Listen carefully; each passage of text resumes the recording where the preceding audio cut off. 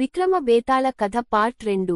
మీకు తెలియని రహస్యాలు. మళ్లీ శ్మశానానికి వెళ్లి చెట్టుకు వేలాడుతున్న బేతాళాన్ని తన భుజంపై వేసుకుని ప్యాలెస్ వైపు ప్రయాణమయ్యాడు. మార్గమధ్యలో బేతాళుడు మరో ఆసక్తికరమైన కథను చెప్పడం ప్రారంభించాడు. పూర్వం రాజగర్హ అనే రాజ్యంలో చంద్రప్రభ అనే రాజు పాలించేవాడు. అతనికి ఒకే ఒక్క కుమార్తె సుమతి. ఆమె అపురూప సౌందర్యవతి, విద్యావతి. కాని ఆమెకు చిన్ననాటి నుంచి ఒక అలవాటు, రాత్రిళ్ళు తన కోటలోని ఓ రహస్య తోటలో ఎక్కువ సమయం గడిపేది. ఒక రోజు రాత్రి ఆమె తన తోటలో నడుచుకుంటూ వెళుతుండగా ఒక గుర్రం మీద స్వారీ చేసుకుంటూ ఒక రాకుమారుడు వచ్చి కోట వెనుక భాగంలో ఆగాడు. ఆ వ్యక్తిని చూసిన వెంటనే ఆమె ముఖంలో ఆనందం మెరిసింది. ఆ యువకుడు శూరవీరుడు దేవరాజ్. అతను శత్రురాజ్యపు రాజకుమారుడు.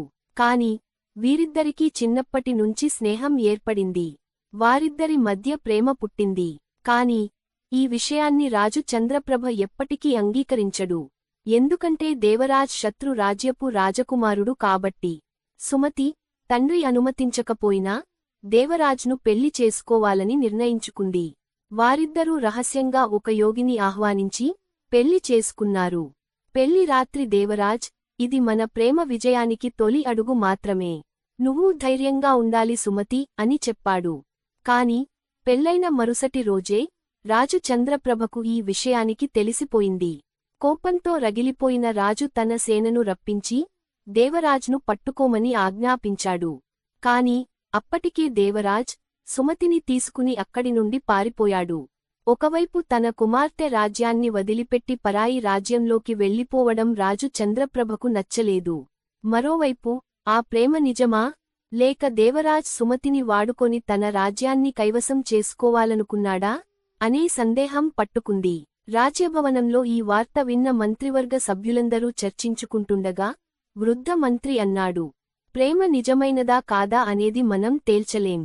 కాని దేవరాజ్ సత్యవంతుడే అయితే తన భార్య కోసం తన రాజ్యాన్ని వదులుకుంటాడా? ఈ మాట విని రాజు చంద్రప్రభ కాస్త ఆలోచనలో పడ్డాడు. ఇక రాజ్యంలోని ప్రజలు కూడా ఈ వివాదంపై చర్చించుకోవడం మొదలుపెట్టారు. కొందరు ప్రేమ నిజమైనదే, దేవరాజ్ ధైర్యవంతుడు అని చెప్పగా మరికొందరు ఇది కుట్ర మాత్రమే అని అనుమానించారు. అప్పుడు బేతాళుడు విక్రమాదిత్యుడిని చూస్తూ ఇలా ప్రశ్నించాడు, మహారాజా, ఇప్పుడు నీ అభిప్రాయం ఏమిటి? దేవరాజ్ నిజమైన ప్రేమికుడా, లేక అతనికి రాజ్యమే ముఖ్యం? విక్రమాదిత్యుడి సమాధానం. విక్రమాదిత్యుడు చిరునవ్వు చిందిస్తూ ఇలా చెప్పాడు, దేవరాజ్ నిజమైన ప్రేమికుడే. అతను సుమతిని ప్రేమించకపోతే తన జీవితాన్ని, రాజ్యాన్ని వదులుకోవడానికి సిద్ధంగా ఉండడు. ప్రేమ కోసం తన హక్కులను, సంపదను, గౌరవాన్ని వదులుకోవడమే అతని నిజమైన ప్రేమకు నిదర్శనం. బేతాళుడు నవ్వుతూ, నీ మౌనం తప్పనిసరి.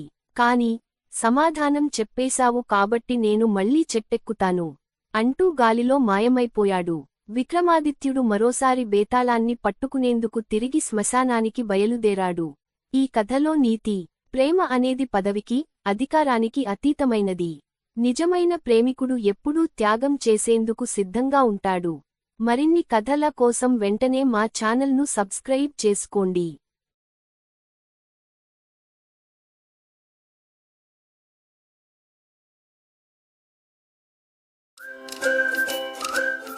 Please subscribe our channel.